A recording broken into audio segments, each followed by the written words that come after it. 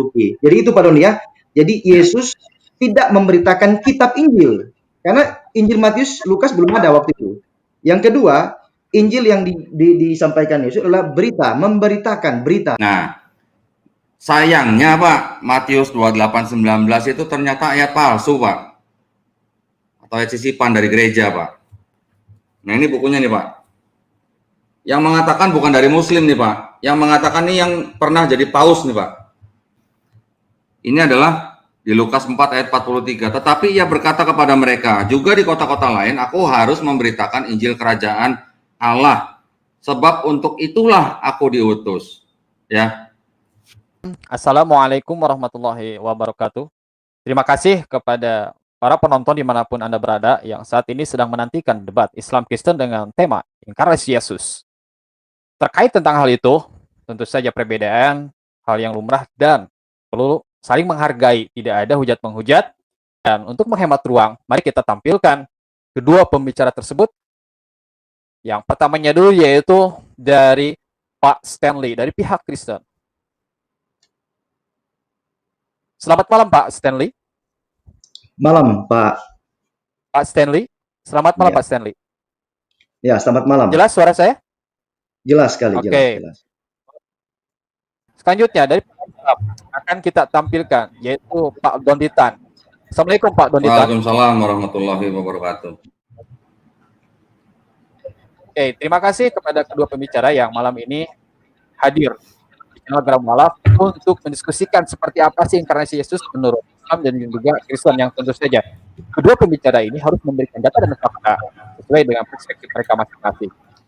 Nah, di sini ada rule dialog kita yang baru ya. Nanti kedua pembicara akan diberikan waktu masing-masing itu sama 40 menit. Silakan 40 menit itu mau digunakan nanti yang tentu saja berisi 40 menit pertama presentasi, kedua tanya jawab, ketiganya itu closing statement. Jadi 40 menit dikasih jatah setiap para pembicara 40 menit, mau dihabiskan untuk pembukaan berapa menit silahkan. Jadi semuanya yang mengatur waktu itu adalah pihak pembicara, dan ketika kedua pembicara atau salah satu pembicara itu ternyata sudah habis jatah 40 menit yang diberikan, maka dengan maaf siapapun Anda yang kehabisan waktunya tidak bisa menyatakan atau memberikan pernyataan sedikit pun. Seperti itu. Ada yang dipertanyakan silahkan, biar paham juga gini posisi dari para penonton gitu, biar nggak bingung juga. Silakan kalau ada yang dipertanyakan. Mungkin Pak Stanley? Cukup jelas. Oke. Mau perkenalan dulu atau bagaimana? Silahkan. Boleh perkenalan dulu ya. Oke, silahkan. Selamat malam Pak Stanley Paparang. Salam kenal Pak. Ya, malam Pak Dondi. Ya, Pak Stanley, kalau boleh tahu Pak Stanley dari denominasi apa ya Pak Stanley ya? Saya dari denominasi Reform ya. Reform ya Pak ya? Ya, Reform. Calvinis bukan Pak?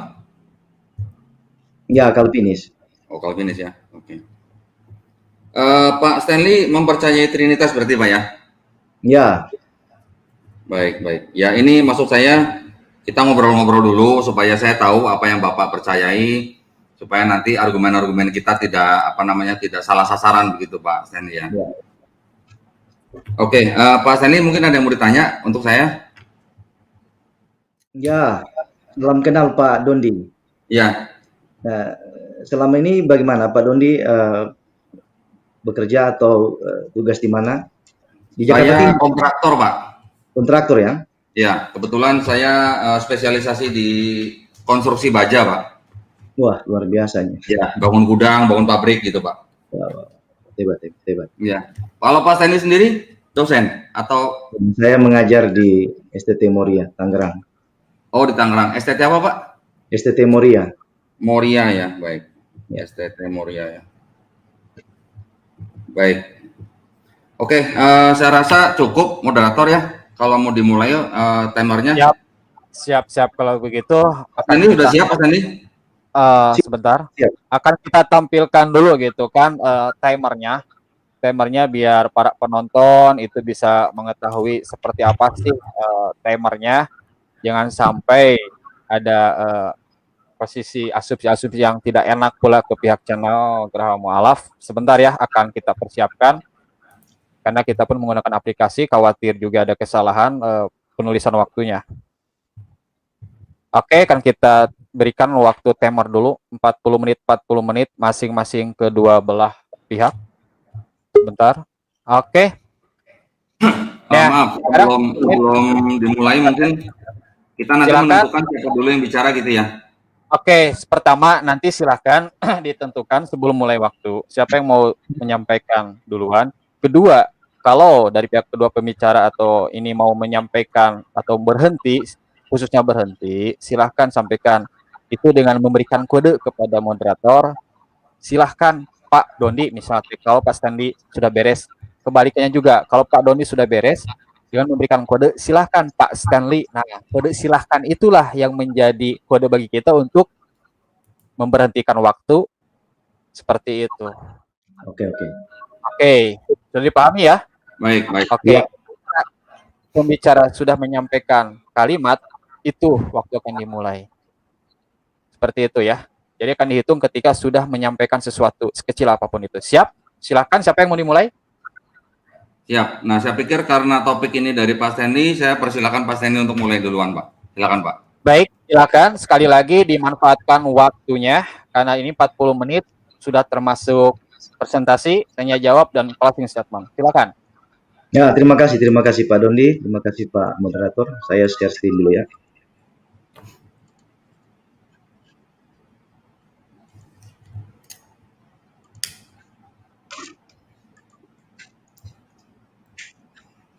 Oke, saya akan mempresentasi materi inkarnasi. Sebenarnya slide ini cukup banyak, tapi saya hanya memilih beberapa poin saja supaya waktunya sangat hemat ya. Oke, dalam teologi Kristen, inkarnasi berarti di dalam daging. Ini diambil dari teks Yohanes 1 ayat 14. Hologos sars egeneto, firman menjadi daging, yang merujuk pada tindakan di mana Logos Allah mengambil natur manusia. Ini konsisten ya. Ketika Logos menjadi manusia, maka Logos Allah mengambil natur manusia melalui kelahiran seorang anak darah atau Parthenos. Herman Ridderbos dalam bukunya The Gospel of John menyatakan bahwa daging adalah sarana di mana kemuliaan Allah dinyatakan di mata semua orang. Melalui inkarnasi, Allah telah tampak terlihat di antara manusia. Dalam teks Yohanes 1:14 itu dikatakan secara jelas. Inkarnasi menjelaskan sebuah fakta bahwa yang kekal masuk ke dalam kesementaraan kehidupan manusia. Bahwa kuasa Allah secara spektakuler ditunjukkan melalui peristiwa menjadi daging, Logos sars egeneto, dan diam di antara manusia. Peristiwa inkarnasi menandakan awal baru bagi manusia dalam konteks penyataan diri Allah sebagaimana yang telah Allah tunjukkan kepada umatnya di dalam perjanjian lama. Di sini penegasannya adalah Allah menyatakan diri melalui berfirman. Hukum logikanya bahwa Allah tak mungkin dikenal tanpa dia berfirman. Itu prinsip utama dari teologi Kristen mengenai penyataan diri Allah.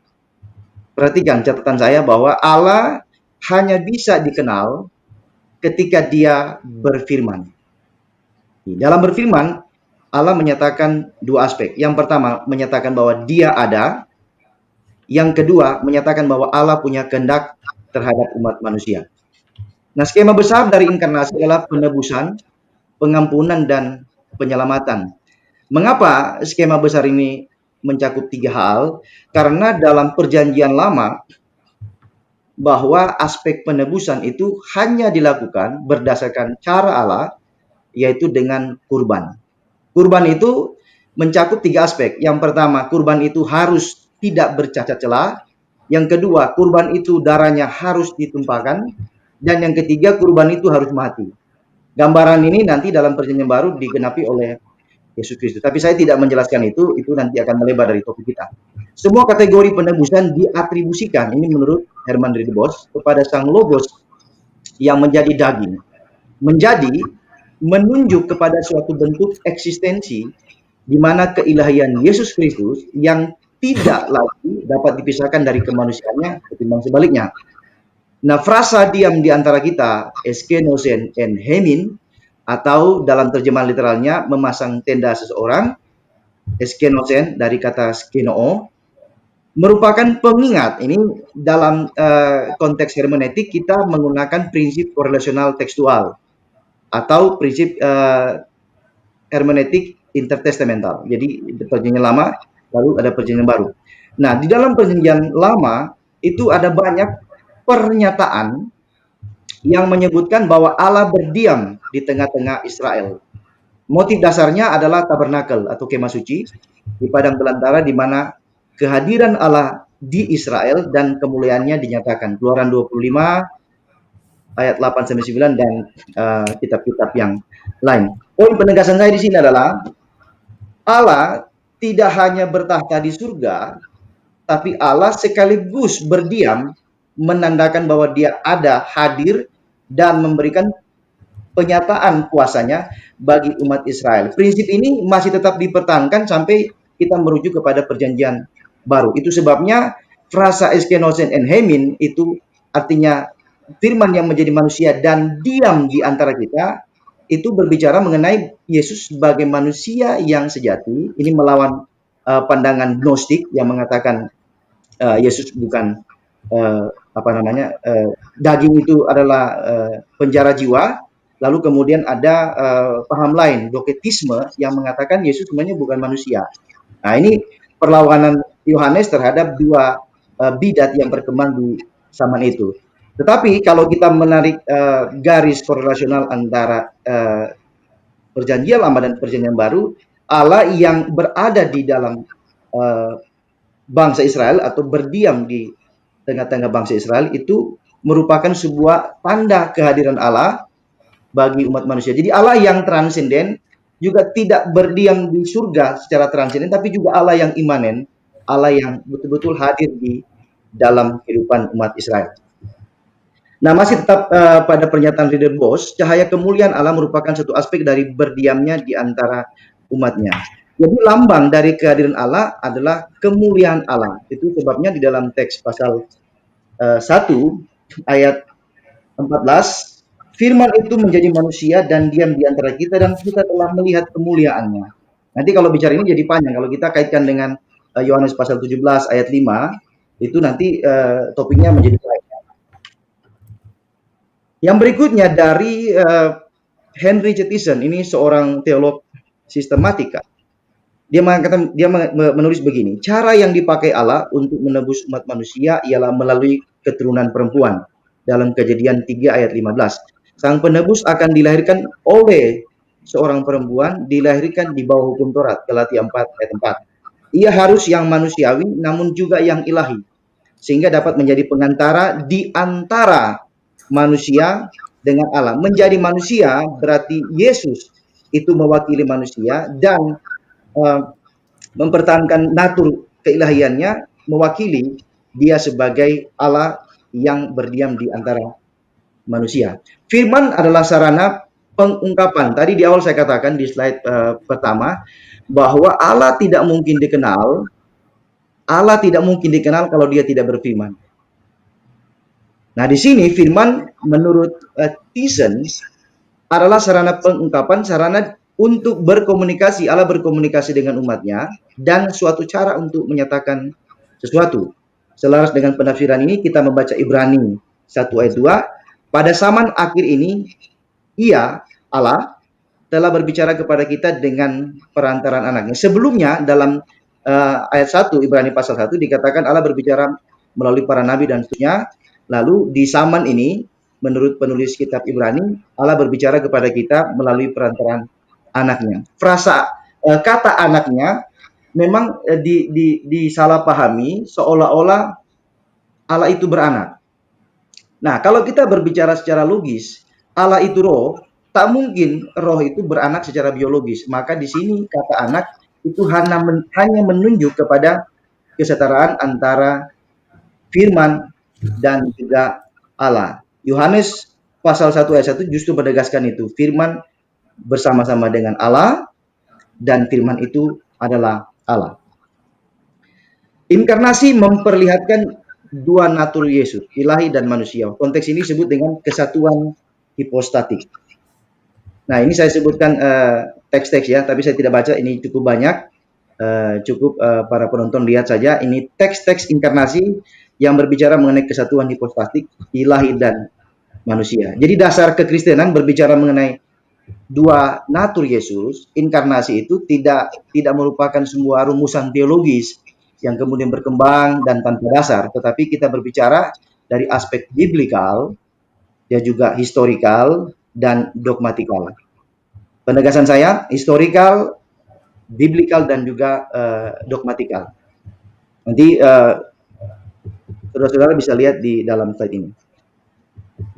Nah, menurut Paul Enns, kesatuan hipostatik itu logos Allah datang dan mengambil natur manusia, sekali lagi meneguhkan atau mengkonfirmasi teks Yohanes 1 ayat 14 dengan tanpa kehilangan natur ilahinya. Akibat dari kesatuan hipostatik kita menyebutnya dengan theantropik, artinya Allah manusia. Kedua natur Kristus merupakan kesatuan yang tidak terpisahkan tanpa percampuran identitas atau kehilangan identitas masing-masing.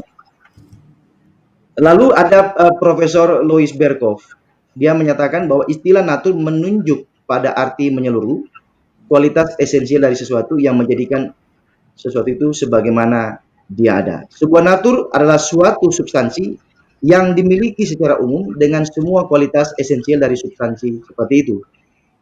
Istilah pribadi, ini perbedaan antara natur dan pribadi ya, menunjuk pada arti substansi yang lengkap, yang diperlengkapi dengan pikiran, suatu subjek yang bertanggung jawab atas tindakan-tindakannya sendiri. Nah, kalau kita berbicara mengenai Yesus sebagai satu pribadi dengan dua natur, ketika mengatakan Yesus sebagai pribadi, maka dia merupakan pribadi yang lengkap. Ada pikiran atau subjek yang bertanggung jawab atas tindakan-tindakan ini. Jadi kalau melihat skema besar dari kristologi, kita harus melihat dari dua aspek. Yang pertama, apa yang dia katakan, dan yang kedua, apa yang dia lakukan. Nah, ini saya lewat saja ya. Saya merujuk kepada dua teolog Kristen. Yang pertama John Calvin, dia mengatakan kedua natur itu disatukan tanpa adanya transfer atau perpindahan atribut. Jadi atribut ilahi tidak bisa ditransfer kepada atribut manusia. Yang kedua John F. Walford mengatakan bahwa kedua natur disatukan tanpa kehilangan satupun atribut esensial dan bahwa dua natur tetap memiliki identitas yang terpisah. Tidak ada percampuran dua natur. Kekekalan tidak dapat ditransfer pada keterbatasan. Kedua natur Yesus tidak dapat kehilangan dari salah satu atributnya. Ini saya lewat, ini berbicara mengenai pra-eksistensi logos. Nanti sebenarnya slide yang di bagian akhir itu saya berbicara mengenai identitas logos dalam aspek Helenisme yang dijelaskan oleh Profesor Andreas Kistenberger ya. Nah, inkarnasi dan via salutis, penebusan, pengampunan, penyelamatan. Ini sudah mau selesai, saya skip waktunya supaya cepat. Nah, dasar dari inkarnasi begini, manusia telah berdosa. Dosa adalah masalah serius yang tak dapat diselesaikan oleh manusia. Tak ada satupun manusia yang bisa mengalahkan dosa, kecuali Allah sendiri. Dosa ini masalah serius. Siapapun dia, nabi besar manapun, rasul besar manapun, tidak bisa mengalahkan dosa. Dosa itu kuat sekali. Sehingga problem ini hanya bisa diselesaikan oleh Allah sendiri. James Montgomery Boyce mengatakan begini, begitu besarnya kesalahan kita dan begitu dalamnya kejatuhan kita, sehingga tak seorang pun kecuali Allah yang dapat menyelamatkan kita. Perhatikan statement dari Boyce. Karena manusia jatuh, dan begitu dalam dia jatuh dalam dosa, pemberontakan terhadap Allah, bahkan perlawanan terhadap Allah, sehingga tak seorang pun kecuali hanya Allah yang dapat menyelamatkan kita. Jadi problem di sini adalah dosa, sehingga inkarnasi selalu dikaitkan dengan bagaimana Allah menebus, menyelamatkan dan mengampuni. Tadi saya mengatakan bahwa dalam tradisi Perjanjian Lama itu pengampunan, penebusan itu hanya dilakukan melalui kurban. Di zaman Musa ya, kurban. Jadi kurban itu tak bercacat, kurban itu darahnya ditumpahkan, kurban itu mati. Dan Yohanes mengatakan di pasal 1, inilah anak domba Allah yang menghapus dosa dunia. Prinsip yang sama juga sebenarnya dikutip dari perjanjian lama. Nah, saya skip ya. Ini juga skip. Nah, menebus berarti melepaskan. Ini masih kaitan dengan inkarnasi. Menebus berarti melepaskan, yang merujuk pada tindakan melepaskan ikatan-ikatan sehingga menjadi bebas. Kata yang digunakan menebus adalah lutron, menunjuk pada sarana yang dengannya penebusan tawanan itu dilakukan. Kata tersebut berarti harga tebusan.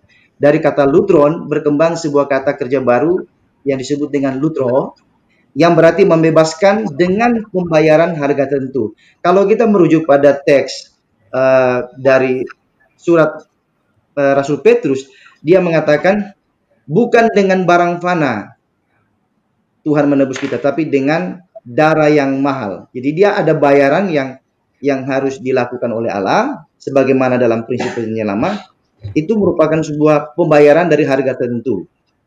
Lalu muncul lagi kata lutrosis, ini penebusan, pembebasan. Apoluo, melepaskan, membebaskan, menceraikan, mengampuni. Ketika penebusan diterapkan pada karya Kristus, itu berarti Yesus membebaskan kita dari dosa. Tetapi prinsip pembebasan dosa ini tidak berhenti di situ, karena masih ada proses penyelamatan. Dalam teologi Kristen, kita telah diselamatkan, sedang diselamatkan, dan akan diselamatkan. Artinya Allah yang mengerjakan keselamatan itu, dia tetap konsisten sampai pada akhirnya. Sehingga kalau dalam keyakinan iman Kristen, bahwa mereka yang ditebus itu, itulah yang akan diselamatkan. Jadi jaminan dari penebusan itu adalah keselamatan. Jadi bukan berarti sudah ditebus lalu dia berdosa lalu hilang keselamatan. Tidak. Dalam pandangan Calvinis, itu mereka yang ditebus itu juga yang diampuni, dan orang yang sama juga akan diselamatkan. Jadi Allah konsisten menyelamatkan. Allah tidak mengatakan keselamatan lalu kemudian tengah jalan orang itu memberontak atau mungkin berdosa karena kehendak dirinya, nafsunya dia, lalu Allah menghilangkan keselamatan. Tidak. Jadi prinsip ini Allah konsisten dengan keselamatan yang dia tetapkan. Nah, buku yang terakhir yang saya rujuk adalah Herman Bavinck. Inilah profesor teologi sistematika. Bukunya ini sangat tebal. Kalau Pak Dondi atau Pak Farudin mau beli buku, bisa menghubungi di penerbit Momentum. Bukunya ini diterjemahkan baru 3 jilid ya. Ada 4 jilid dan 3 jilid sudah ada Prolegomena, ada Doktrin Allah dan Penciptaan. Lalu yang ketiga keselamatan dan Yesus Kristus. Itu bukunya tebal, harganya sekitar 200.000 ya, 200.000-an, ada diskon juga. Nah, menurut Herman Bavinck, di dalam keseluruhan pribadi dan karyanya, Kristus adalah penyataan kasih Allah. Ini selaras dengan Yohanes 3:16. Di satu sisi, hal ini berarti bahwa menganggap karya Kristus hanya sebagai penyataan keadilan punitif Allah adalah salah. Kematian Kristus adalah tindakan keadilan Allah. Inkarnasi dan kematian Kristus adalah niscaya sebagai tindakan-tindakan yang sesuai dengan atribut-atributnya dan memperlihatkannya dengan paling gemilang bagi kemuliaannya. Nah, kita melihat bahwa kalau Logos menjadi daging, maka ketika kita berbicara mengenai kematian Yesus, itu bukan ketuhanannya yang mati, tapi kemanusiaannya. Rasul Paulus dan Petrus menegaskan itu, dalam keadaannya sebagai manusia ia mati. Sehingga kalau ada asumsi bahwa Tuhan mati seperti yang dikatakan oleh Ahmed Deedat ya, dan juga apologet Islam yang lainnya, itu sebenarnya salah paham.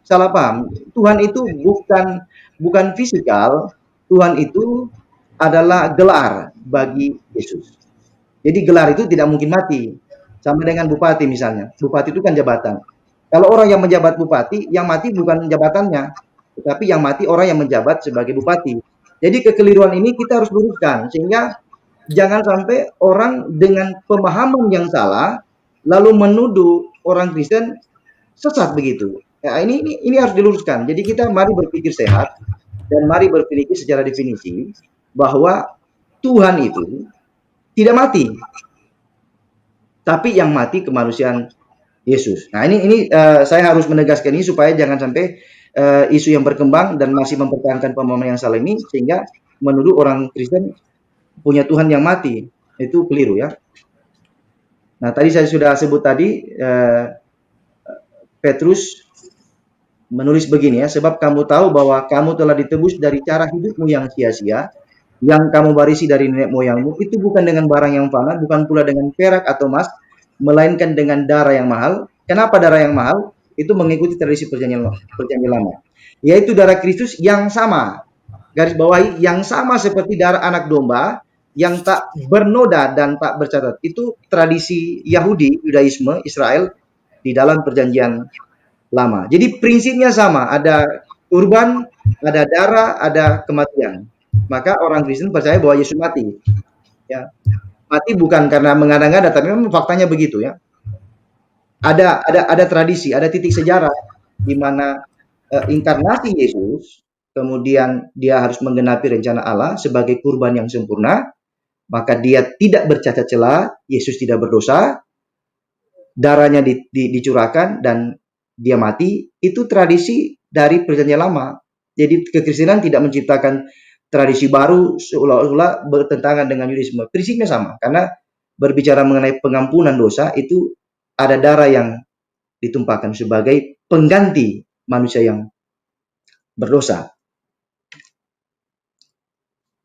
Terakhir ya, inkarnasi Logos sebagai via salutis. Allah yang berhak menebus, mengampuni, dan menyelamatkan. Manusia bagaimanapun cara tidak bisa keluar dari problem dosa. Hanya Allah yang bisa. Yang kedua, manusia harus mengikuti cara Allah menebus. Manusia tidak bisa menawarkan cara Allah, menawarkan caranya kepada Allah, bagaimana dia diampuni. Sebab kalau manusia menawarkan cara menebus atau mengampuni dirinya sendiri kepada Allah, maka Allah tidak perlu pakai cara dia, pakai aja cara manusia. Tapi kan ternyata manusia juga tidak bisa keluar dari problem dosa. Sampai sekarang kita bergumul dengan dosa. Tidak ada satupun yang bisa bebas dari dosa. Kapan saja kita bisa berdosa, baik berdosa melalui tindakan, pikiran kita, ataupun ucapan kita. Yang ketiga, Allah berdaulat atas keselamatan dari mereka yang percaya kepadanya. Keempat, penebusan memberikan jaminan bahwa maut tak dapat menguasai orang percaya. Mereka diberikan kehidupan yang kekal. Teks Yohanes 3 ayat 16. Dan yang terakhir, yang kelima, kehidupan kekal diberikan oleh Dia yang kekal. Logos kekal dan bersama-sama dengan Allah pada mulanya. Yohanes 1 ayat 1. Nah, closing statement dari saya adalah, sebagaimana di awal tadi saya katakan, bahwa Allah hanya dapat dikenal ketika Ia berfirman, yang membuktikan dua aspek, Dia ada dan Allah punya kehendak. Nah, Allah eksis. Lalu kemudian Dia berkehendak. Apa kehendak Allah? Kehendak Allah adalah membawa manusia untuk hidup sesuai dengan perintahnya, hidup dalam kekudusan, hidup dalam kesucian, mengasihi musuh, mendoakan orang yang mengutuk, dan masih banyak lagi. Prinsipnya manusia baru itulah orang yang benar-benar dibaharui oleh Allah. Jadi dia meninggalkan manusia lama dan dia mengenakan manusia baru. Itu prinsip teologi Kristen. Maka kalau ada orang yang justru melanggar dari prinsip itu, ya dia harus dipertanyakan. Apakah iman dia memimpin dia kepada kekudusan hidup, atau sebaliknya dia menggunakan keyakinan diri, self-confidence, lalu membuat sesuatu cara yang dianggap itu berkenan kepada Allah. Itu salah, karena Alkitab mengatakan bahwa mereka yang percaya kepada Allah harus hidup dalam kekudusan, ya, mengasihi musuh-musuhnya, dan mendoakan orang yang mengutuknya. Ini melampaui dari apa yang dikatakan oleh Yudaisme. Yudaisme hanya mengatakan bahwa jikalau seterumu lapar, beri dia makan. Jikalau seterumu haus, beri dia minum. Yesus melampaui. Tidak hanya kasih makan orang lapar, kasih minum orang haus, tapi dia katakan begini, kasihilah musuhmu dan berdoalah bagi orang yang menganiaya kamu. Dan yang terakhir, mintalah berkat dari orang yang mengutuk kamu. Itu sebabnya ketika ada orang mengatakan di salib ada jin misalnya, atau kalau Yesus anak Allah siapa bidannya, kemudian Yesus menikah, Tuhan berkolor, Yesus punya nafsu seksual, macam-macam. Kami tidak terganggu dengan itu. Karena untuk apa? Kami malah ketawa saja ya, karena itu bagian dari ketidakpahaman secara substansial mengenai doktrin Kristen. Intinya adalah inkarnasi itu penyataan diri Allah yang benar-benar menyatakan bahwa Allah mengasihi sehingga dia menebus, mengampuni, dan menyelamatkan. Terima kasih. Oke, di pause dulu posisi waktunya. Oke, terima kasih. Saya Terima 17 kasih. menit. Oke, Ya, ya udah sisa 17 menit dari apa yang disampaikan oleh Pak Stanley. Ya, tentu saja sekarang ini giliran Pak Dondi yang ternyata yang terlihat itu tidak sabar ingin menyampaikannya. Bagaimana, siap Pak Dondi? Tolong suaranya ini Pak Dondi. Oke, siap. Bagaimana Pak Dondi? Siap? Siap, suara saya jelas nggak? jelas, jelas, jelas. Baik, maaf, silakan dilanjut dulu ini ya. Posisi bentar ya, khawatir ada kebingungan juga kedua pemateri. 40 menit itu dikasih jatah masing-masing. Itu sudah termasuk pertama presentasi, tanya jawab, ketiga closing statement ya. Jadi bisa dipahami nanti termasuk pula oleh para penonton biar nggak bingung seperti itu ya. Oke, silakan Pak Doni. Anda menyampaikan. Sekarang gilirannya. Monggo.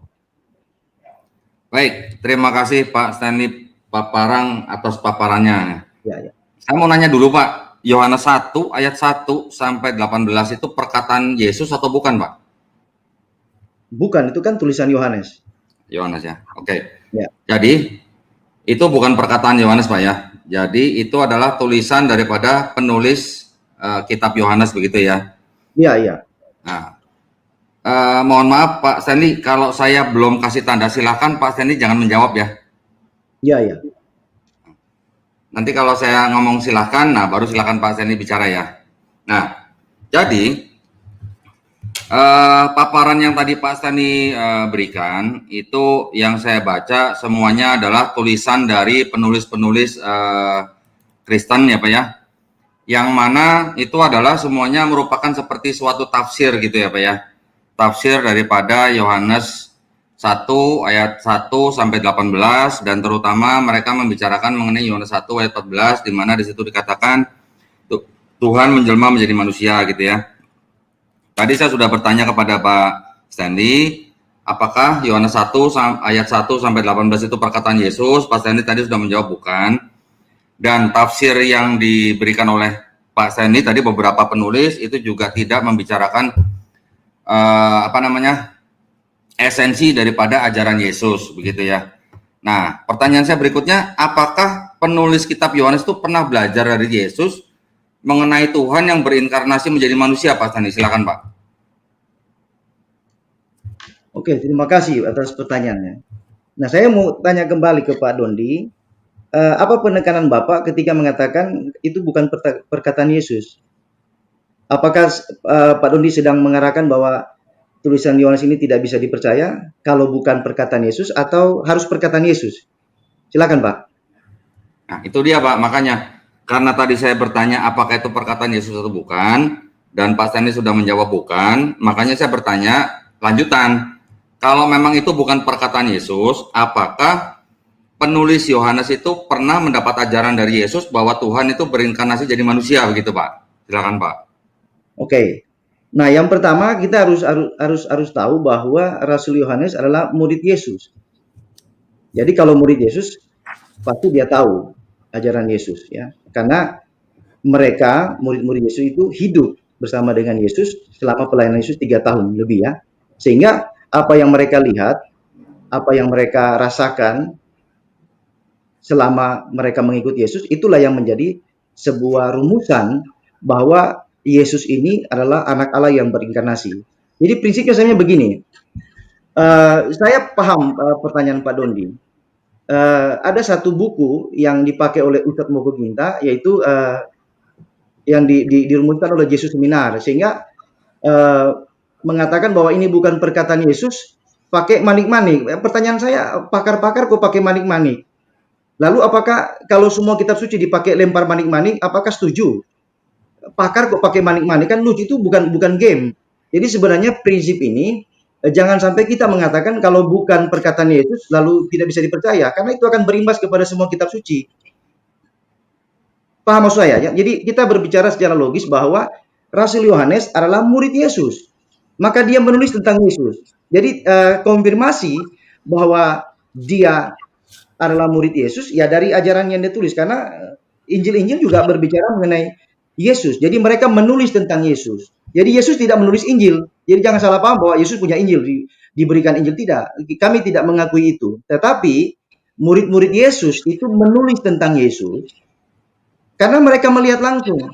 Jadi saksi pertama, bukan menurut ini, menurut ini, menurut ini. Kami tidak, Yohanes bukan begitu. Jadi dia murid Yesus yang terdekat, yang tentu tahu, ya. Kalau berbicara penafsiran, ya pasti semua kitab suci punya penafsiran. Nah, kalau dianggap penafsiran tidak kuat, maka itu juga akan berimbas kepada semua kitab suci penafsiran. Jadi menafsir dianggap, wah ini tafsiran belakangan atau apa, sah-sah saja bagi saya, tidak ada masalah tafsiran. Tapi sejauh tafsiran itu mengkonfirmasi sejarah, itu bisa dipercaya. Itu penekan saya. Jadi yang pertama, Yohanes adalah murid Yesus. Jadi Injil ini pasal 1 ayat 1 sampai 18 itu bukan perkataan Yesus, tapi tulisan Rasul Yohanes, karena dia adalah murid Yesus yang terdekat, yang tahu siapa Yesus. Jadi dia bukan orang kelima, keenam, ketujuh yang melihat tentang Yesus, tapi dia orang pertama yang betul-betul bersama-sama dengan Yesus. Jadi kalau ada keraguan soal bagaimana apakah Yesus mengatakan dia berinkarnasi, memang dalam kitab suci tidak ditulis. Tapi bukan berarti karena tidak ada lalu dianggap itu keliru. Ini juga bisa berbahaya bagi kitab suci yang lain. Itu Pak Dondi, silakan. Ya, terima kasih Pak jawabannya. Karena Bapak tadi mengatakan bahwa Yohanes adalah murid Yesus, ya, dan Bapak beranggapan bahwa Yohanes menerima ajaran Yesus bahwa Tuhan berinkarnasi melalui Yesus, begitu ya Pak ya. Nah, boleh nggak Pak Stanley berikan kepada saya ayat-ayat di Yohanes ataupun di kitab-kitab sinoptik ajaran Yesus yang mengatakan bahwa Tuhan atau Bapa itu berinkarnasi menjadi manusia gitu Pak? Silakan Pak. Maksudnya Bapak? Ya, maksud saya gini. Tolong di switch dulu. Ya, maksudnya gini, Pak Stanley. Pak Stanley kan tadi mengatakan bahwa tentu saja Yohanes mendapatkan ajaran dari Yesus bahwa Tuhan itu berinkarnasi menjadi manusia, betul begitu ya Pak ya. Kemudian Bapak kan mengatakan bahwa karena Yohanes itu adalah murid Yesus, otomatis dia pasti mendapatkan ajaran dari Yesus. Nah, pertanyaan saya adalah, bisa nggak Pak Stanley kasih saya ayat? Sorry, saya kembali sebentar. Tadi kan Pak Stanley menyinggung mengenai almarhum Ustadz Insan Mokoginta ya. Di dalam salah satu tulisan almarhum adalah bahwa ada yang namanya Jesus Seminar ya, tahun 1993 di New York, yang mengidentifikasi mana yang benar-benar perkataan Yesus, mana yang kira-kira bukan, mana yang ini pasti bukan gitu. Yang diambil dari kitab Yohanes ya, yang diputuskan bahwa di kitab Yohanes itu ternyata hanya tersisa 18% perkataan Yesus. Nah, saya memberikan kesempatan kepada Stanley, tidak usah dari kitab Yohanes, Bapak boleh ambil dari kitab sinoptik, dari Matius, Markus, Lukas, Matius, Markus, Lukas, ayat di mana Yesus mengajarkan murid-muridnya bahwa Bapa atau Tuhan itu berinkarnasi menjadi manusia atau menjelma menjadi manusia gitu Pak. Silakan Pak. Oke. Saya paham maksud Bapaknya. Jadi begini, dalam teologi Kristen itu kita melihat Yesus sebagai manusia yang diutus oleh Bapa. Jadi ini garis bawah ya.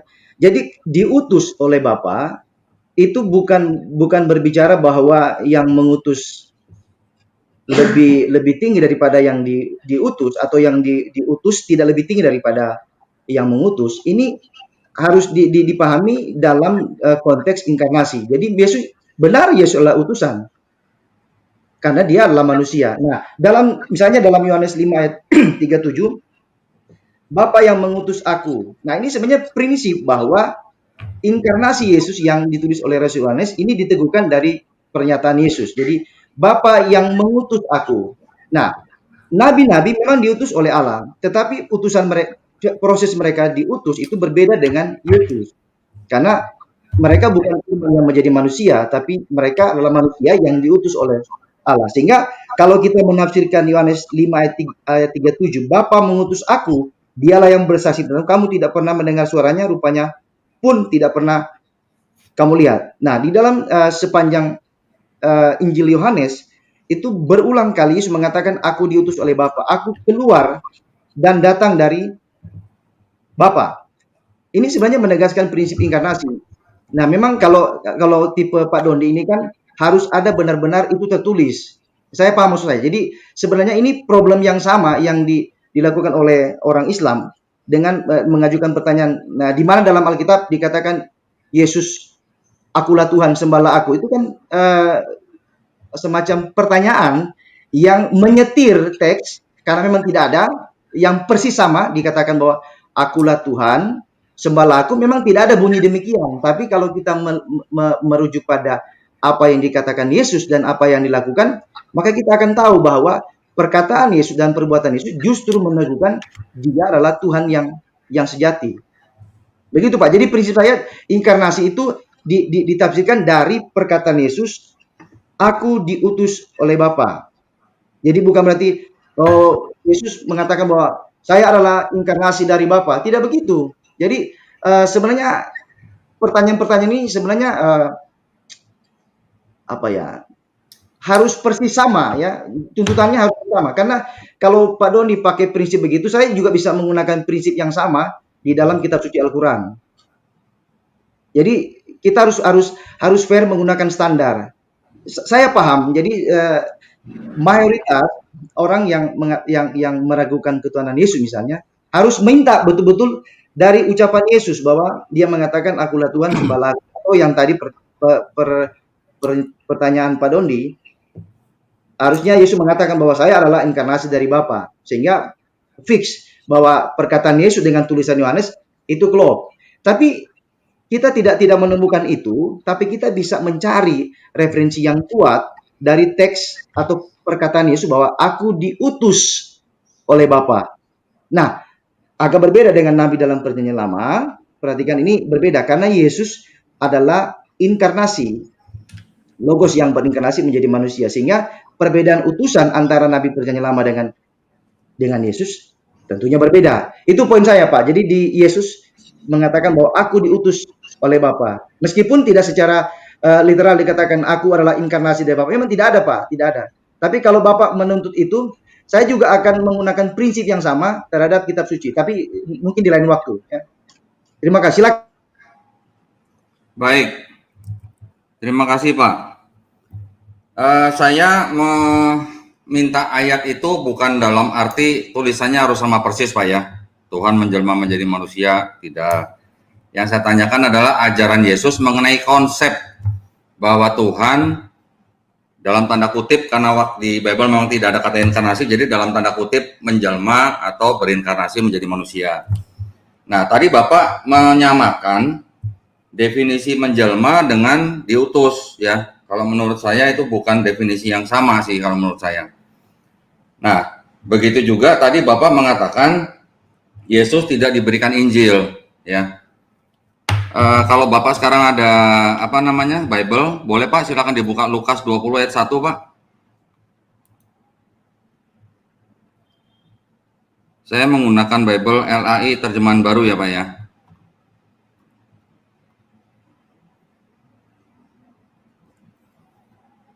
Lukas 20 ayat 1. Ya, sudah Pak. Bagaimana Pak? Lanjut. Ya, di situ dikatakan, atau saya share screen aja ya Pak ya. Biar penonton juga bisa sama baca ya. Nah, di Lukas 20 ayat 1 dikatakan pada suatu hari ketika Yesus mengajar orang banyak di bait Allah dan memberitakan Injil, datanglah imam-imam kepala dan ahli-ahli Taurat serta tua-tua ke situ ya. Di sini artinya Yesus memberitakan Injil yang dari siapa nih Pak? Apakah ini Injil Matius, Markus, Lukas, Yohanes? Tentu saja bukan ya. Jadi artinya Yesus ini memang menerima Injil Pak. Yesus memberitakan Injil yang diterima dari Bapa, kemudian yang disebut di dalam 4 gospel, Matius, Markus, Lukas, Yohanes, itu adalah biografi atau cerita untuk kehidupan Yesus gitu Pak. Dari lahir sampai beliau disalib menurut kisah di dalam 4 gospel. Jadi kalau tadi Bapak mengatakan Yesus tidak diberikan Injil, Lukas 20 ayat 1 saya rasa menyanggah perkataan Pak Stanley sendiri ya. Nah, kemudian kalau tadi Bapak bilang harus ada pernyataan di mana ada perkataan akulah Tuhan, sembahlah aku. Saya bukan tipe debater yang menanyakan hal seperti itu, Pak. Itu sudah lewat, Pak. Itu udah lama itu, mah. Nanti Bapak mau bicarakan bukti-bukti dari Yohanes 1:1, dari Yohanes 8:24, dari Yohanes 8:58, dari Yohanes 10:30, itu kita bisa diskusikan lain waktu, Pak, ya. Saya bukan yang minta-minta seperti itu. Saya tidak letterlock seperti itu. Tapi kalau Bapak mau nanti memberikan bukti Yohanes 10:30, Yohanes 8:24 atau Yohanes 8:58, silakan nanti kita bisa bicarakan lain waktu ya. Baik. Kemudian selanjutnya gini, Pak. Kalau memang Yesus itu adalah inkarnasi Tuhan menjadi manusia dan untuk menebus dosa manusia gitu, Pak ya. Mengapa kok Yesus diutus hanya untuk bangsa Israel, Pak? Silakan, Pak. Oke, terima kasih atas pertanyaan Pak Dondi. Nah, terkait dengan Lukas 20 ayat 1, begini Pak, kalau ketika Bapak mengatakan ini Injil yang mana, apakah Injil Matius atau Lukas atau Yohanes? Jawaban saya begini, Yesus melayani di sepanjang kehidupannya 3 tahun lebih untuk khusus pelayanan, itu kan belum ada Injil Yohanes, Injil Matius itu Pak. Jadi pemahaman itu memang salah kaprah Pak. Jadi mohon maaf, salah kaprah. Karena kalau bilang ini Injil Matius itu sudah salah karena di zaman Yesus belum ada Injil, belum ada dalam bentuk kitab ya, dalam bentuk kitab. Ini pasti Pak Doni paham maksud saya. Yang kedua, bedakan antara kitab Injil dan berita Injil. Karena Injil itu dalam kata Yunani adalah euangelion, artinya kabar baik, atau dalam tradisi yang lebih lampau itu dikatakan sebuah kabar baik atas kemenangan di dalam perang. Jadi ketika orang berperang lalu mereka menang, dan ketika mereka menyampaikan kemenangan itu dipahami sebagai euangelion, artinya kabar baik, di kabar kemenangan. Nah, di sini di Lukas 21 itu bukan berbicara mengenai kitab, tapi berita Injil, kabar baik. Artinya pengajaran-pengajaran yang berbicara mengenai kerajaan Allah dan bagaimana Yesus mewartakan rahmat Allah bagi orang-orang miskin, orang tertindas dan lain sebagainya. Jadi saya paham maksud Pak Dondi, sehingga saya meluruskan bahwa ada kesalahan pemahaman ya. Karena yang umum kita temukan adalah yang pertama pembacaan teks secara salah, dan yang kedua pemahaman yang salah. Nah, kalau pemahaman yang salah kan kita masih bisa luruskan. Tapi ketika pemahaman yang salah dianggap sebagai kebenaran, nah itu harus diluruskan dan bisa ditunjukkan dengan bukti. Jadi itu Pak Doni ya. Jadi Yesus tidak memberitakan kitab Injil. Karena Injil Matius, Lukas belum ada waktu itu. Yang kedua, Injil yang disampaikan Yesus adalah berita, memberitakan berita, kabar baik ya, kabar baik. Jadi bukan kitab. Jadi saya rasa ini jawaban saya terhadap Pak Dondi. Yang kedua, saya lupa tadi apa pertanyaan Pak Dondi tadi yang kedua. Switch dulu. Bapak bilang silakan dulu, nanti baru di switch Pak. Oh iya, silakan. Nah, yang pertanyaan kedua itu tadi adalah jika Yesus adalah inkarnasi Tuhan menjadi manusia, kenapa Yesus kok diutus hanya untuk Bani Israel, Pak? Silakan, Pak. Ya, terima kasih. Nah, ini prinsip karena dalam tradisi teologi Kristen, Yesus memang datang bagi umatnya. Ya, Matius 1 ayat 21. Jadi dia menebus umatnya dari dosa mereka. Jadi fokus pertama adalah umat Israel. Karena memang dia orang Yahudi, lahir di sana. Jadi pasti lingkungan pertama yang harus dia kabarkan berita Injil itu, ya lingkungan itu. Jadi sebenarnya begini, ada memang anggapan begini Pak Dondi, bahwa Yesus itu hanya untuk Israel. Benar. Tapi kemudian jangan melupakan, jangan berhenti di situ. Ini kesalahan ya. Kalau mengatakan Yesus diutus hanya untuk orang Israel, itu benar. Karena Matius 1 21 ayat 21 meneguhkan. Tetapi Matius 28 ayat 19 mengatakan, Yesus mengatakan bahwa pergilah, jadikanlah semua bangsa ya panta ta etne. semua bangsa tanpa terkecuali. Kabarkanlah Injil dan lain sebagainya. Jadi prinsip pertama kalau kita mau bicara mengenai historisnya, Yesus memang datang bagi umat Israel. Karena memang dia lahir di situ. Kalau dia lahir di Gading Serpong, dia lahir di Jakarta Timur, ya pasti tidak mungkin dia lahir di Jakarta Timur, dia pergi menginjil di Banten sana, atau di Kupang sana, atau di Surabaya, di Medan, di Nias, tidak mungkin. Karena dia lahir di situ, ya dia harus menyampaikan berita Injil di lingkungan itu. Baru kemudian dia memerintahkan muridnya untuk menjadi penjala manusia, menjadi garam dan terang dunia, bahkan menjadi pemberita-pemberita Injil. Nah, perhatikan catatan saya adalah Injil yang diberitakan bukan dengan pedang, tapi dengan berita dan kasih Allah terhadap manusia yang berdosa. Catatan saya adalah Allah tidak membenci orang berdosa, tapi Allah membenci dosa. Itu teologi Kristen. Jadi mengapa orang Kristen memberitakan Injil? Karena dia mengasihi orang berdosa dan membenci dosa. Jadi bukan orang yang dibenci, tapi dosanya. Sehingga prinsip ini kita ambil dari tradisi Allah terinkarnasi. Dia mengasihi manusia, tapi sekaligus membenci dosa. Dan itulah yang dibereskan. Itu saja jawaban saya. Terima kasih, silakan. Terima kasih Pak Stanley. Pak Stanley, tadi waktu saya membawakan Lukas 20 ayat 1, yang saya maksud Injil di situ juga bukan berupa buku, Pak. Saya tahu belum ada buku waktu itu gitu. Matius, Markus, Lukas, Yohanes pun belum ada begitu. Tapi yang dimaksud Injil itu tadi kalau Bapak menjelaskan bahwa itu adalah berita mengenai kerajaan Allah, dari mana Yesus mendapatkan berita mengenai kerajaan Allah? Tentu saja dari Bapa kan, ada ayatnya kan, bahwa apa yang kudengar itulah yang kusampaikan, gitu kan. Artinya, Yesus mendapatkan wahyu, Pak. Wahyu itulah yang diberitakan oleh Yesus kepada bangsa Israel. Nah, wahyu yang diberikan oleh Bapa kepada Yesus, di dalam perspektif Islam, itulah yang kami sebut dengan Injil, Pak Stanley. Ya, ini kita boleh berbeda pendapat, ini saya hanya menyampaikan saja. Jadi memang bukan buku yang dijepit-jepit, diketek, dibawa-bawa kemana-mana gitu, bukan. Saya tidak membicarakan buku gitu ya. Memang Injil yang diberitakan oleh Yesus itu adalah memang wahyu yang diberikan oleh Bapa mengenai kerajaan Allah. Itu saya jelas, Pak. Baik, yang berikutnya, pertanyaan saya tadi, mengapa Yesus hanya diutus untuk bangsa Israel? Bapak menegaskan bahwa awalnya untuk bangsa Israel, tapi kemudian diberikan atau disuruh atau diperintahkan oleh Yesus ya Pak ya, di Matius 28 ayat 19 kan begitu tadi Pak Stanley ya. Nah, sayangnya Pak, Matius 28:19 itu ternyata ayat palsu Pak, atau ayat sisipan dari gereja Pak. Nah ini bukunya nih Pak, yang mengatakan bukan dari Muslim nih Pak, yang mengatakan nih yang pernah jadi paus nih Pak. Jadi paus tahun 2005 sampai 2013, namanya Joseph Cardinal Ratzinger, di halaman 82 sampai halaman 83,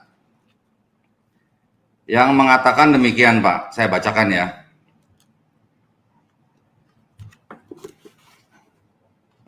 Ini Pak, halaman 82, 83 ya, mungkin bisa lihat nggak ya? Ya, saya bacakan ya Pak ya. Ini mengenai Matius 28 ayat 19 nih Pak, kalau Bapak bisa lihat nih, kamera nih ya. So far as its place of origin is concerned, the text comes from the city of Rome, Pak. Nah, ini sayangnya Joseph Ratzinger mengatakan bahwa ayat itu datang dari gereja Roma, Pak, dari kota Roma, Pak. Nih, sayangnya. Ya, beliau adalah yang dikenal dengan Pope Benedict ke-16, Pak. Nih. Ya, mungkin Pak Stanley akan mengatakan bahwa Ratzinger ini bukan pemimpin atau pimpinan gereja yang diakui oleh gerejanya Pak Stanley ya. Saya yakin itu ya. Tetapi kan Bible yang Bapak pakai sekarang, yang 66 buku itu, yang telah dikurangi 7 buku dari Bible versi Duo Rhymes yang berjumlah 73 buku kan berasal dari mereka Pak. Ya, jadi saya rasa mereka masih punya otoritas untuk menyatakan ayat itu palsu atau tidak gitu ya.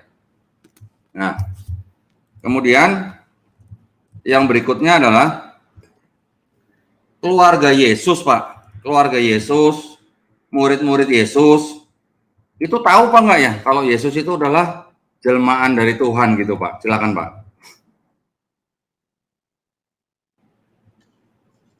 Ya, terima kasih. Nah, terkait dengan Matius 28 memang ada yang tadi Bapak sudah sebutkan dan juga yang digunakan oleh Moko Ginta dengan menggunakan nalar Yesus Minar. Cuma pertanyaan saya begini, coba Bapak cek di buku itu, apakah Ratzinger itu menggunakan kodeks mana? Vatikanus atau Sinaiticus? Karena kalau hanya penafsiran, kita juga harus sandingkan dengan pakar kritik teks ya. Biasanya sekelas Bart Ehrman dan juga bukan cuma Bart Ehrman, ada juga yang profesor yang lain misalnya Darrell Bock. Itu kan harus kita seimbang melihat bagaimana mereka melihat teks itu. Karena begini Pak, orang bisa saja menafsirkan bahwa itu ayat palsu. Cuma agak bahaya Pak. Begini ya, ketika orang mengatakan itu palsu kan minimal dia harus menjawab beberapa pertanyaan. Yang pertama, kapan dipalsukan? Yang kedua, apa yang dipalsukan? Siapa yang memalsukan? Di mana dipalsukan? Lalu yang aslinya seperti apa? Itu kan pertanyaan logis. Jadi kita berbicara bukan soal historisnya, tapi pertanyaan logis yang muncul dari klaim misalnya pemalsuan. Misalnya. Harus fair kita. Misalnya saya mengatakan Pak Dondi bukan Pak Dondi sebenarnya. Saya kan harus membuktikan Pak Dondi yang sesungguhnya adalah ini dengan kriteria atau bukti-bukti ini. Nah, saya tidak terganggu dengan klaim bahwa Alkitab dipalsukan. Itu kita sudah bergulat lama Pak. Jadi no way ya Pak, tidak masalah. Tapi sejauh orang mengklaim bahwa itu palsu, maka yang harus kita lihat Pak Dondi adalah bagaimana kita mengkonfirmasi pernyataan itu. Begitu ya. Jadi kalau dalam dunia akademis orang boleh saja mengatakan bahwa teks ini palsu, tapi kemudian para scholar Kristen itu meneliti. Jadi mereka tidak langsung marah begitu, wah kitab kami firman Allah, enggak begitu. Tapi dia kemudian meneliti dengan seksama, ini jalurnya dari mana, dia pakai kodeks apa, kemudian ini penanggalannya bagaimana, ini ada manuskrip yang hilang, misalnya hancur lebur, lalu kemudian dipadukan, kira-kira dia membaca, ini kata ini hilang, lalu dilihat dalam skema besar, misalnya konteks, itu seperti apa. Nah, memang ada isu yang digulirkan atau asumsi-asumsi mengenai pemalsuan Alkitab, misalnya termasuk yang tadi dikatakan oleh Pak Dondi dengan menyebutkan buku itu. Saya rasa harus dicek di situ bahwa dia menggunakan kodeks mana, atau jangan-jangan tafsiran misalnya dalam bukti historis, lalu gereja Roma misalnya tahun berapa, lalu siapa pelakunya dan aslinya seperti apa kalau tambahan misalnya. Jadi agak kita harus dudukan perkara begini Pak Dondi. Kalau bilang palsu, maka makna asli itu dipalsukan. Ini definisi palsu. Jadi kita harus bicara dulu definisi ya. Jangan sampai kita menggulirkan isu palsu tapi kita sendiri tidak bisa memahami apa itu palsu. Yang kedua, kalau kita pahami ya, dalam dunia kritik teks misalnya ada ribuan varian. Jadi manuskrip Perjanjian Baru itu ada 5.000 sekian ya, bahkan sampai 8.000 Pak Dondi. Nah, lalu orang mengatakan apakah orang Kristen tidak terganggu dengan banyaknya varian seperti itu? Tidak, memang kita menghargai varian itu sebagai bukti historis, tapi kemudian kita mengkonfirmasi apakah varian itu selaras nggak dengan makna besar dari kristologi dari teologi Kristen, sehingga itu tidak menjadi ancaman bagi iman Kristen, tapi menghargai sebagai bukti historis. Itu. Jadi memang buku itu juga dengan termasuk Pak Moko Ginta menggunakan buku Yesus Minar mengatakan ayat itu palsu, ya bisa saja silakan. Tapi persoalannya kita harus melihat kepada rujukan apakah itu teks Vatikanus atau Sinaiticus ataupun manuskrip yang lain yang bisa dikonfirmasi. Jadi silakan Pak, kita terbuka untuk berdiskusi asumsi-asumsi pemalsuan kitab suci, ayat palsu. Kami tidak terganggu ya, tapi sejauh ini kami menghargai penelitian akademis dan itu bisa ditempatkan pada porsi tersendiri. Jadi ada bagian kritik teks yang harus kita gali. Terima kasih, silakan. Baik, rupanya Pak Stanley sepertinya waktunya udah habis nih Pak. Iya, sudah habis. Ya, gimana moderator? Ya, Stop dulu saya moderator. katakan karena saya sudah menyampaikan 3 kali. Pertama di Bestek, kedua pas saat live bahwa siapapun itu mendapatkan jatah selama 40 menit yang berisi ya pernyataan, memberikan pertanyaan, jawaban, dan terakhir yaitu closing statement. Tapi sayang, Pak Stanley Paparang telah menghabiskan waktu dan sisa sekitar 7 detik lagi. Artinya ketika 7 detik itu telah habis, Pak Stanley tidak bisa menyampaikan apapun. Dan ketika Gini. Ini kan masih punya waktu ya terus berlanjut. ya gini. Ini kalau saya ngomong sendiri nanti juga kayaknya nggak asik nih. Saya kasih pinjaman waktu kepada Pak Stanley gimana? Boleh? Mau? Silakan. Yang mana nanti di debat berikutnya nanti Pak Stanley kembaliin ke saya gitu waktunya. Bersedia nggak Pak? Silakan Pak, itu jangan di-mute Pak. Ya, ya. Gimana Pak? Bapak mau pinjam waktu dari saya? Boleh. Ya, Terima kasih, Pak. Nanti di debat berikutnya Bapak kembalikan waktu itu pada saya gitu ya. Iya. Jadi sistem pinjam dulu waktu. Nah, Ya, boleh. Pak Stanley mau pinjam waktu berapa dari saya? Ya, 2 menit lah atau 3 menit, boleh. 3 menit. Oke, sebentar berarti di reset dulu ya. Nah, sambil Tunggu moderator. Ini kita sepakati dulu sama Pak Stanley nih. Pak Stanley yakin butuh waktu 3 menit aja? Ya, Saya mau 3 menit. menawarkan 10 menit, Pak. Tinggal mau jawab tadi pertanyaan kedua yang mengenai apakah saudara-saudara Yesus itu tahu ya, Yesus itu. Iya. Bapak butuh waktu 3 menit aja atau mau 10 menit? Kalau mau 10 menit juga nggak apa-apa. 3 menit saja, Pak, 3 menit. 3 menit saja. Baik moderator, 3 menit aja, Pak. Oke, sudah sepakati ya 3 menit. Sebentar sambil menunggu di reset ini waktu, silakan bagi teman-teman nih yang memiliki rezeki lebih, silakan salurkan zakat, sedekah, infak, donasi Anda ke Bank Mandiri Syariah dengan kode banknya itu 451 dengan nomor rekening 1184 kali 995 atas nama Yayasan Pembina Mualaf At-Tauhid. Di mana yayasan ini yang membawahi channel Geram Mualaf yang berafiliasi dengan beberapa channel lainnya seperti Yonatan Nanar, Peta Buyung, Sahabat TV, Edi Parito, Aristo Channel, Akademi Kristologi, Kristologi Center, Konstantinus, dan Ezra Vesa.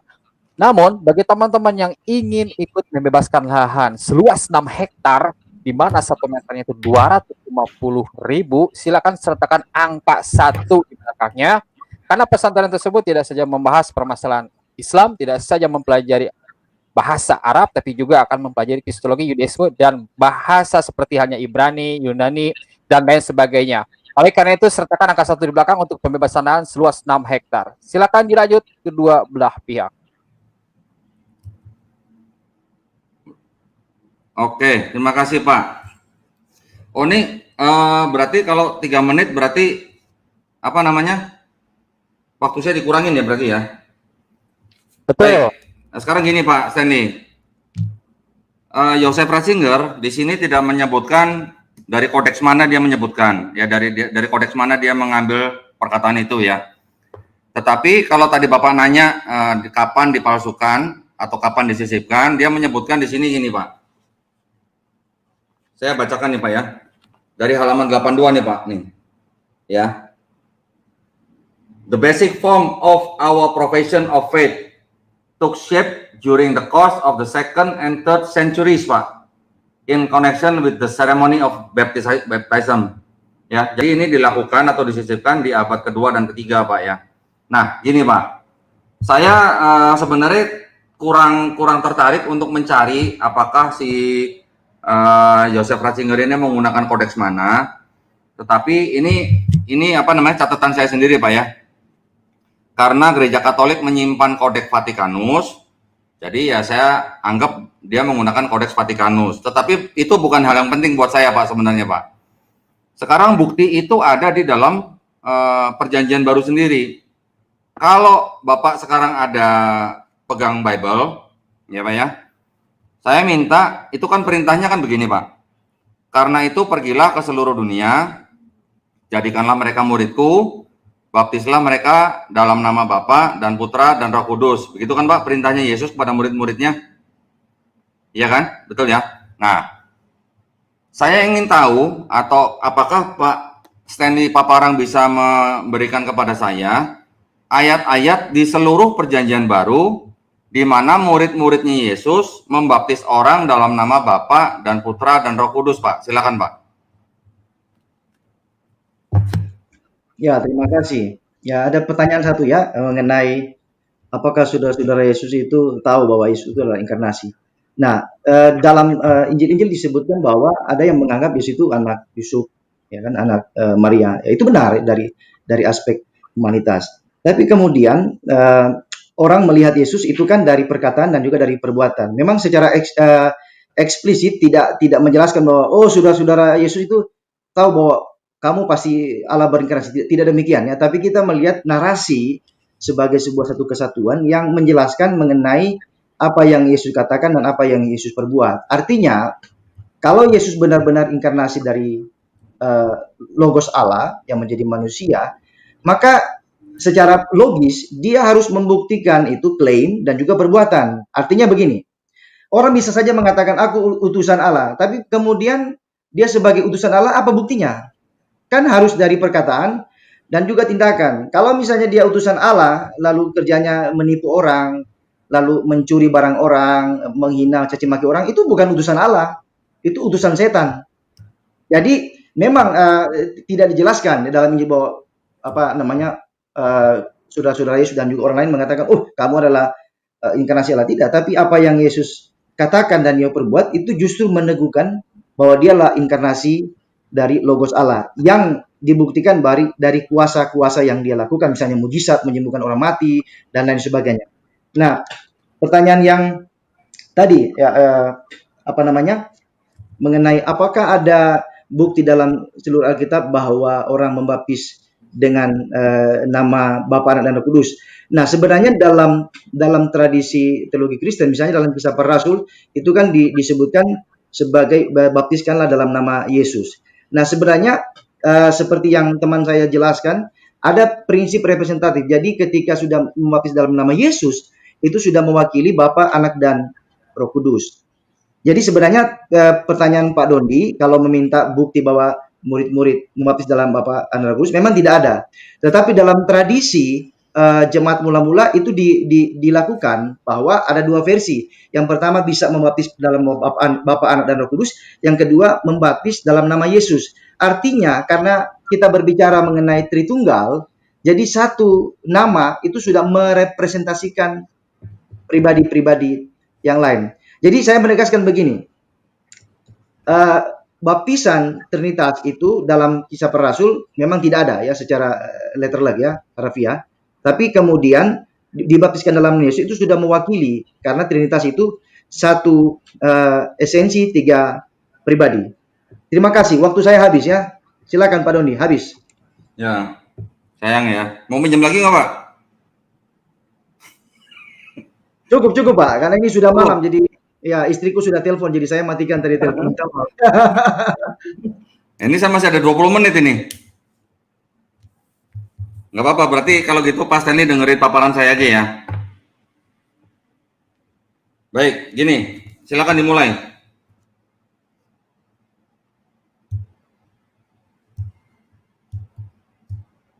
Baik, kalau tadi Pak Stanley sudah mengakui bahwa di dalam Perjanjian Baru tidak ada ayat yang menunjukkan bahwa murid-murid Yesus membaptis orang dalam nama Bapa dan Putra dan Roh Kudus, itu sebenarnya adalah bukti Pak bahwa perkataan Joseph Ratzinger itu benar gitu. Jadi kalau Bapak bilang bahwa kalau membaptis dalam nama Yesus sudah mewakili Bapa dan Putra dan Roh Kudus, terus Bapak membawa Trinitasnya itu baru ada di tahun 381 Masehi Pak di Konstantinopel. Belum ada di zaman muridnya Yesus gitu Pak. Jadi pernyataan Pak Stanley saya rasa kurang tepat. Memang semua murid membaptisnya semuanya hanya di dalam nama Yesus Pak. Ayat-ayatnya mungkin ada, Bapak juga saya rasa pasti tahu. Maka itu adalah ada kontradiksi antara Yesus berkata aku diutus hanya untuk Bani Israel atau bangsa Israel, dan kontradiksi dengan Matius 28:19 yang mengatakan pergilah ke seluruh dunia, jadikanlah mereka muridku, baptislah mereka dalam nama Bapa dan Putra dan Roh Kudus. Nah, itu memang kontradiksi karena yang satu adalah disisipkan menurut pimpinan gereja tertinggi Katolik sedunia, Pak. Itu yang menjadi masalah. Ya. Jadi artinya ayat itu Bapak tidak bisa pakai untuk menjawab mengapa Yesus hanya diutus untuk Bani Israel, tapi dia menyuruh murid-muridnya untuk pergi ke seluruh dunia begitu ya. Oke, saya ingin kembali kepada esensi daripada debat kita malam hari ini, di mana Bapak mengatakan bahwa inkarnasi Yesus itu adalah Tuhan yang menjelma menjadi manusia. Tadi saya belum sempat bertanya kepada Pak Stanley, apakah di dalam Yohanes 1 ayat 1 sampai 18 itu mengandung ajaran Helenistik? Tadi saya dengar Pak Stanley sempat berkata satu kali mengenai kata-kata Helenistik ya Pak ya. Sayang tadi tidak dikembangkan oleh Pak Stanley. Jadi saya ingin memberikan suatu footnote Pak. Ya, footnote dari Bible Nabre, New American Bible Revised Edition. Ya, saya akan berikan di sini. Itu adanya di saya buka dari biblegateway.com ya Pak ya. Sebentar saya share screen dulu. Mana sih ini?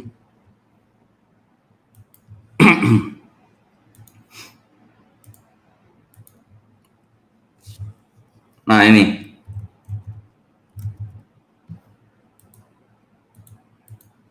Ya. Saya ambil dari New American Bible Revised Edition atau NABRE. Saya buka dari John 1 verse 1 ya.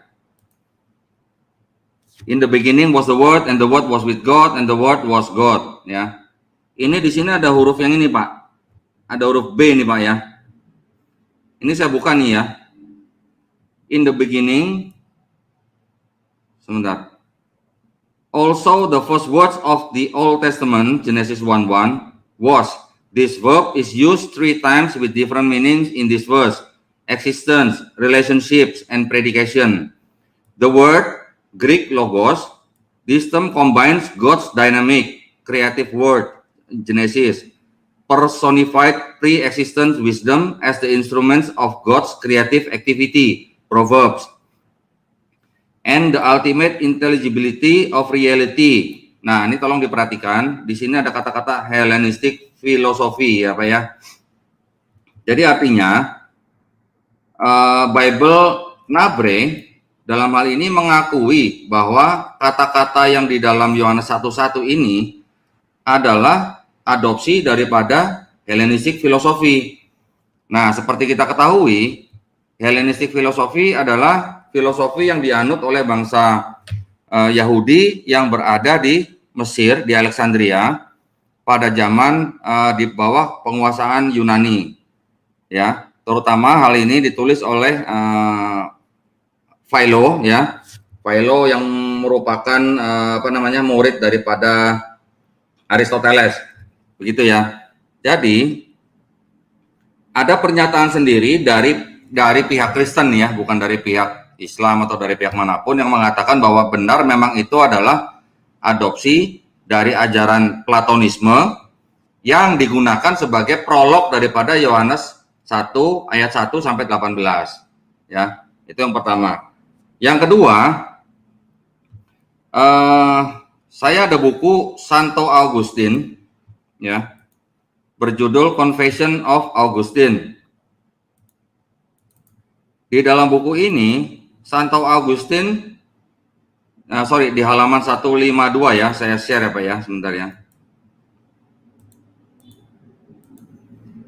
Nah, di dalam buku ini saya kasih lihat judulnya dulu Pak ini Pak.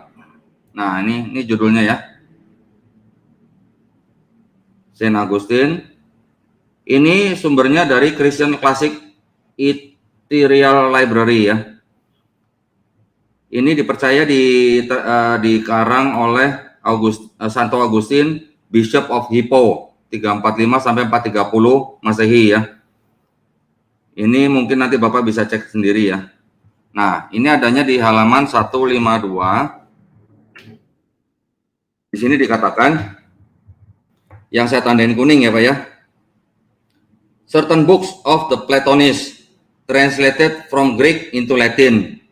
Ya, beberapa buku Platonis, diterjemahkan dari bahasa Yunani ke bahasa Latin. And therein I read, not indeed in the very words, but to the very same purpose, enforced by many and diverse reasons, that in the beginning was the Word, and the Word was with God, and the Word was God. The same was in the beginning with God. All things were made by him, and without him was nothing made. That which was made by him in his life, and the life was the light of men. And the light shined in the darkness, and the darkness comprehended it not. Nah, jadi pernyataan daripada Santo Agustin ini mengatakan bahwa walaupun tidak sama persis kata-katanya, tetapi untuk tujuan dan alasan yang sama, perkataan in the beginning was the Word, and the Word was with God, and the Word was God, itu memang benar-benar diambil dari buku-buku Platonis, begitu Pak. Ya, jadi tidak tadi saya sudah memberikan dua bukti, satu pengakuan dari Santo Agustin, kedua dari footnote dari Bible Nabre, bahwa memang Yohanes 1 ayat 1 sampai 18 itu adalah adopsi dari ajaran Helenistik yang dikembangkan oleh Philo di Mesir ya, Alexandria, yang mana pada waktu itu mereka di bawah kekuasaan pemerintahan Yunani. Ya, kemudian Pak, saya hanya ingin mengajak Bapak ini aja, sedikit saja. Kalau kita lihat di biblehub.com ya, John 1:1, kita lihat di bahasa Greek-nya, Pak. Ya. Saya akan share juga di sini.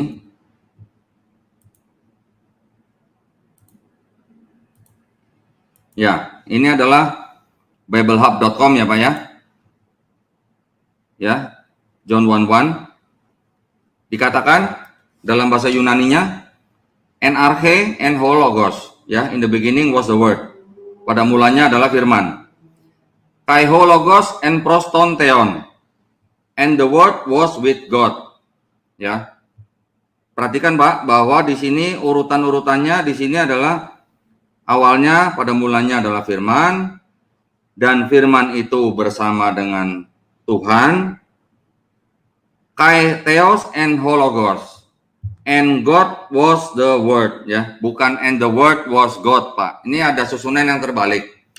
Mungkin tidak masalah gitu buat pembaca yang awam gitu ya.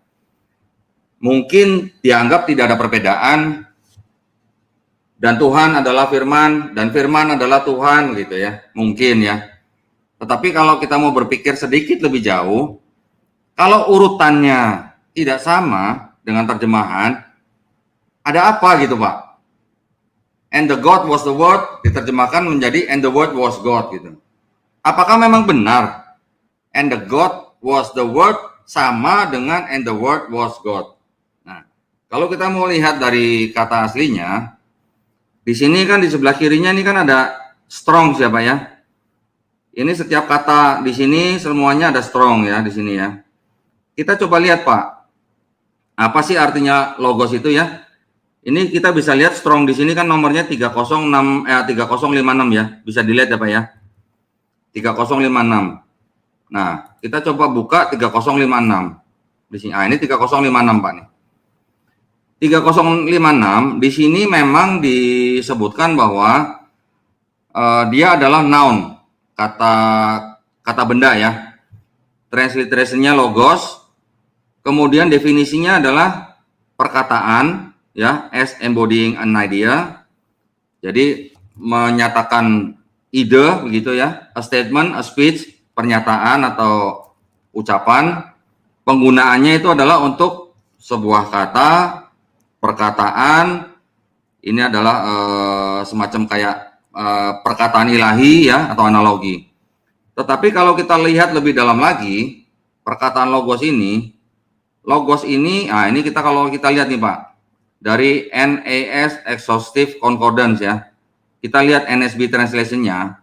Itu banyak Pak, ada account, accounting, accounts, answer, appearance, complaint, exhortation, have to do, instruction. Nah, instruction ya, Bapak lihat nih. Kemudian instruction itu kan artinya kan memerintahkan ya, begitu ya. Begitu juga nanti kalau kita lihat di penggunaan di ayat-ayat yang lain, Kata logos itu juga bisa berarti komen, Pak. Ya, coba kita find di sini kata komen, ada nggak? Ini nongol nih Pak, komen nih. Nah, komen ini artinya di sini apa? Perintah. Jadi, kalau susunannya and the God was the word, sedangkan logos ini bisa berarti instruction atau perintah, kalau orang awam menerjemahkan, boleh begini nggak Pak? Pada mulanya adalah firman, dan firman itu bersama-sama dengan Allah, dan Allah itu yang berfirman. Kira-kira bisa nggak? Masih masuk akal kan? Nah, di dalam Yohanes 1 ayat 14 dikatakan bahwa dan firman itu menjelma menjadi manusia. Kami umat Islam juga mempercayai bahwa Nabi Isa Al-Masih dilahirkan dari seorang perawan, ya, Maryam, yang mana melibatkan campur tangan Allah kepada penciptaan Nabi Isa, ya. Artinya penciptaan itu adalah tidak ada bedanya dengan penciptaan Nabi Adam alaihissalam, yang mana hanya dilakukan oleh Allah Subhanahu wa taala menggunakan kun fayakun. Terjadi maka terjadilah.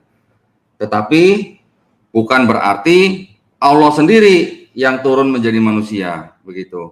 Jadi, kalau dengan paparan yang tadi saya berikan bahwa Yohanes 1 ayat 1 sampai 18 itu adalah adopsi daripada ajaran Helenisme yang ada di Alexandria pada zaman pemerintahan Yunani, saya rasa itu sudah bisa menjadi bahan pemikiran bagi saudara-saudara Kristen mengapa ajaran Helenisme dipercaya menjadi Tuhan yang menjelma menjadi manusia, ya. Kemudian Bapak tadi mengatakan bahwa penebusan dosa harus dilakukan dengan darah, ya, harus dilakukan dengan korban, begitu ya. Kalau Bapak melihat atau meninjau perspektif daripada Yahudi, di dalam perspektif Yahudi itu tidak ada Pak yang namanya penebusan dosa dengan darah manusia, begitu, ya. Saya akan coba berikan paparan saya secara cepat saja. Nah, ini sebenarnya adalah pertanyaan-pertanyaan saya masih banyak nih Pak yang belum saya sempat saya tanyain nih. Sayang waktunya sudah habis nih. Nah, Tuhan sendiri itu tidak berkenan Pak kalau manusia menanggung dosa orang lain. Imamat 18:21. Janganlah kau serahkan seorang dari anak-anakmu untuk dipersembahkan kepada Molokh, supaya jangan kau melanggar kekudusan nama Elohimu. Akulah Tuhan. Yesaya 18:32. Sebab aku tidak berkenan kepada kematian seorang yang harus ditanggungnya. Demikianlah firman Tuhan Allah. Oleh sebab itu bertobatlah supaya kamu hidup. Masing-masing menanggung dosanya sendiri. Keluaran 24:16. Janganlah ayah dihukum mati karena anaknya. Janganlah juga anak dihukum mati karena ayahnya. Setiap harus dihukum mati karena dosanya sendiri. Yesaya 18:20. Orang yang berbuat dosa itu yang harus mati. Anak tidak akan menanggung kesalahan ayahnya, dan ayah tidak akan turut menanggung kesalahan anaknya. Orang benar akan menerima berkat kebenarannya, dan kefasikan orang fasik akan tertanggung atasnya. 2 Raja-Raja 14 ayat 6. Tetapi anak-anak para pembunuh itu tidak dihukum mati olehnya, seperti yang tertulis dalam kitab Taurat Musa, di mana Tuhan telah memberi perintah, janganlah ayah dihukum mati karena anaknya, janganlah juga anak dihukum mati karena ayahnya, melainkan setiap orang harus dihukum mati karena dosanya sendiri. 2 Tawarikh 2:5-4. Tetapi anak-anak mereka tidak dihukum mati olehnya, melainkan ia bertindak sesuai dengan apa yang tertulis dalam Taurat, yaitu kitab Musa, di mana Tuhan telah memberi perintah, janganlah ayah mati karena anaknya, janganlah juga anak mati karena ayahnya, melainkan setiap orang harus mati karena dosanya sendiri. Nah, Yesus sendiri tidak menjamin keselamatan siapapun, apalagi hidup kekal. Di Lukas 12 ayat 5, aku akan menunjukkan kepada kamu siapakah yang harus kamu takuti. Takutilah dia yang setelah membunuh mempunyai kuasa untuk melemparkan orang ke dalam neraka. Sesungguhnya aku berkata kepadamu, takutilah dia. Lukas 13:23-24. Dan ada seorang yang berkata kepadanya, Tuhan, sedikit sajakah orang yang diselamatkan? Jawab Yesus kepada orang-orang di situ, berjuanglah untuk masuk melalui pintu yang sesak itu.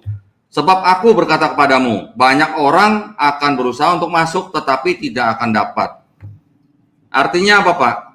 Kalau Yesus sudah datang menebus dosa manusia, terus ada ayat yang seperti ini yang orang harus berjuang masuk melalui pintu yang sesat, buat apa Pak ada istilah penebusan dosa lagi gitu ya.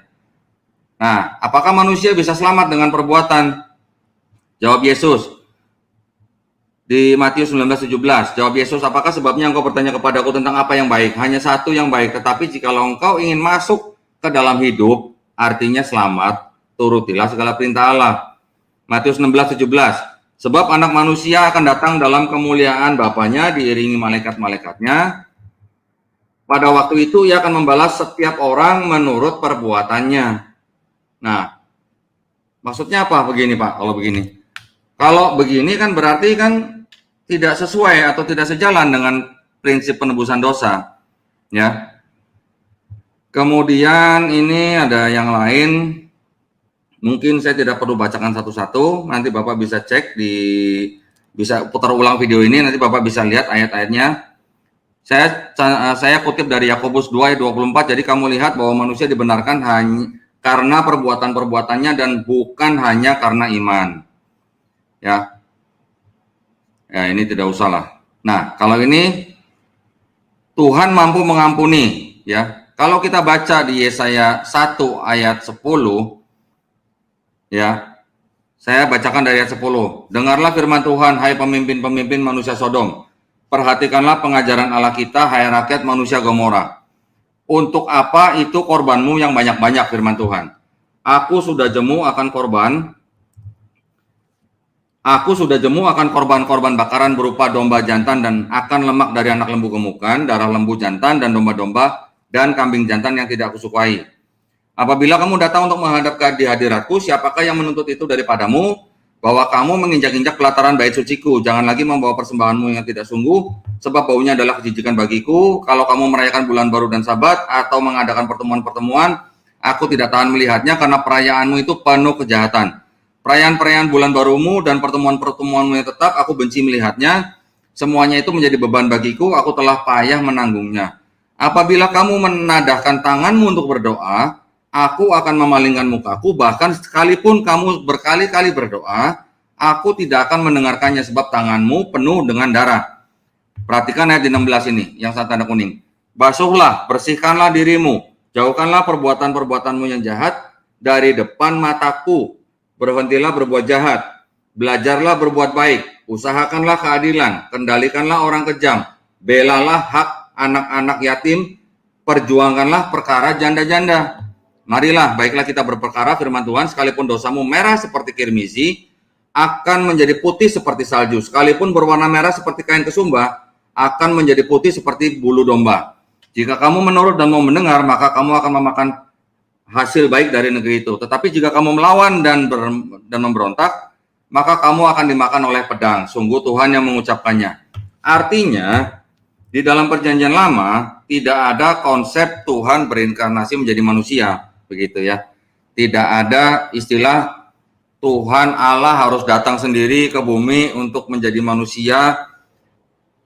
Untuk menghamili ciptaannya sendiri, untuk disiksa oleh ciptaannya sendiri, untuk dibunuh oleh ciptaannya sendiri, dan harus mati oleh ciptaannya sendiri. Saya rasa itu adalah merupakan suatu konsep yang kalau boleh saya bilang sih lucu ya Pak ya. Lucu ya, maksudnya kalau begitu bisa dikatakan bahwa Tuhan tidak Maha Pengampun. Artinya Tuhan berfirman di perjanjian lama kepada bangsa Israel bahwa jikalau kamu bertobat, kamu melakukan ini, kamu mengusahakan keadilan, kamu merawat janda-janda, kamu berbuat baik kepada yatim piatu, mereka akan diampuni. Nah, saya masih banyak sebenarnya seperti itu, hal-hal seperti itu. Tetapi sayang waktunya juga sudah mau habis ya.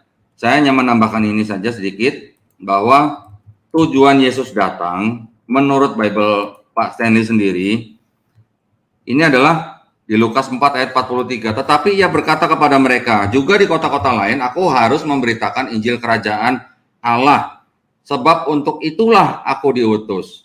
Ya.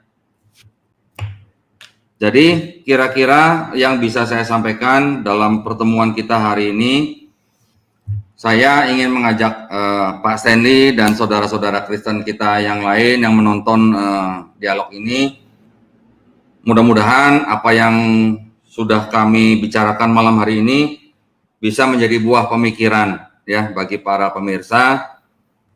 Dan apa yang saya katakan di sini juga bukan berdasarkan asumsi pribadi, tetapi saya juga menggunakan literasi ya.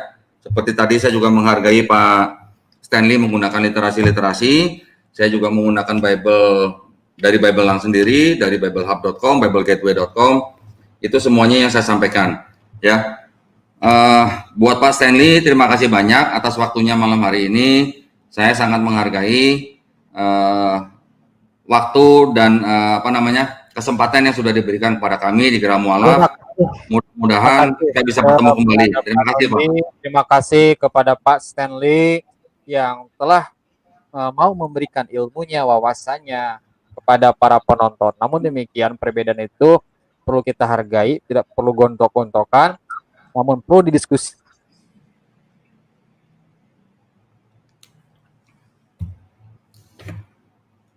Baik, mana moderatornya, mana kok hilang moderatornya? Maaf, tak kira itu belum. Ini Wah. gitu bersuara. Ternyata aduh, di unmute, maaf nih. Untung tidak ketiduran ya. Kenapa? Pada Ketiduran.